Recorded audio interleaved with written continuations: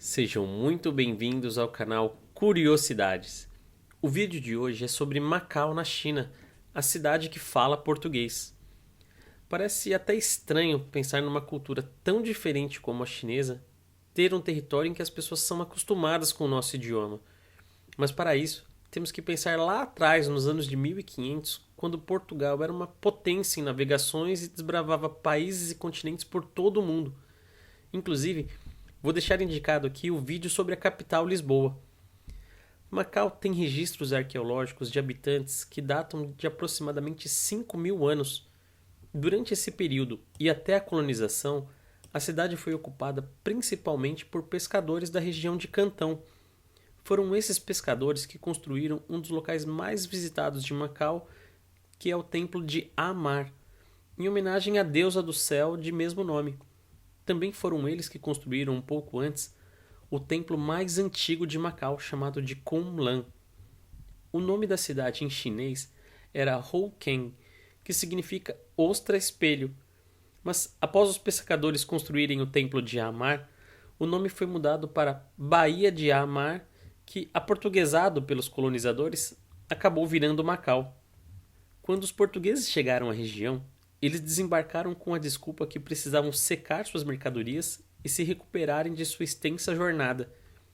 Porém, eles foram ficando cada vez mais tempo até que o governo chinês da época autorizou uma ocupação permanente daquela área, desde que os portugueses pagassem um aluguel por essa estadia.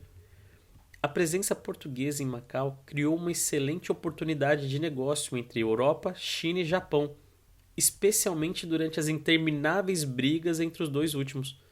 Macau era vista como um território neutro na região e, por conta disso, poderia fazer comércio com todos. Outra influência portuguesa na cidade foi com a propagação do catolicismo em países do Extremo Oriente, o que era raro na época, tanto que o Papa Gregório XIII criou nesse período a Diocese Católica de Macau. Com a cidade prosperando e realizando comércio com diversos países, algumas nações tentaram tomar a cidade para si, especialmente os holandeses fizeram investidas contra a cidade, mas sempre foram derrotados pelos portugueses, que nunca perderam o controle de Macau. Quando Napoleão dominava toda a Europa, um dos alvos era a Península Ibérica, com Portugal e Espanha.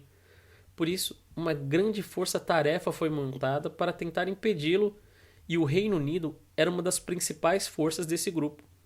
Com isso, tropas britânicas ocuparam Macau com a desculpa de que estariam protegendo um território da península, já que a cidade era administrada pelos portugueses.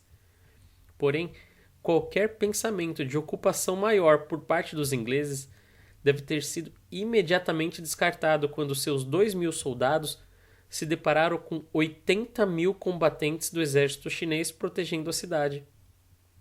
No século XIX, Macau sofreu um sério golpe, pois com a Guerra do Ópio acontecendo entre China e Inglaterra, os chineses transformaram o porto de Hong Kong como sua principal rota comercial para o Ocidente, e a cidade perdeu muito de sua importância.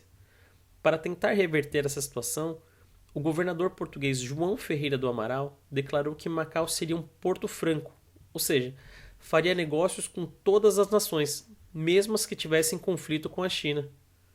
Após essa atitude, o governo de Portugal viu uma certa fragilidade na administração chinesa e foi ocupando territórios mais ao norte de Macau, onde nunca havia chegado. Alguns anos depois, assinou um tratado com a China, onde ela reconhecia a ocupação portuguesa para sempre em seu território.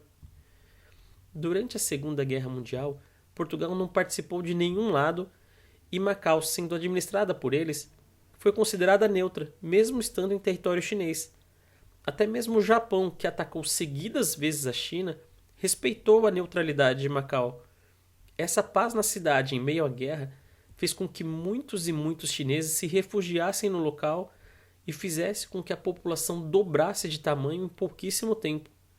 Além do mais, tornasse Macau com uma maioria esmagadora de chineses agora.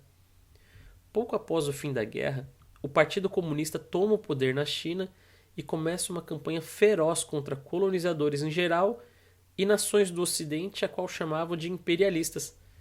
Juntando isso com um número absurdo de chineses ligados ao partido em Macau, a presença portuguesa foi se tornando insustentável, com diversos protestos e motins, até que um acordo foi assinado para a devolução completa da cidade e que ela retornasse aos chineses.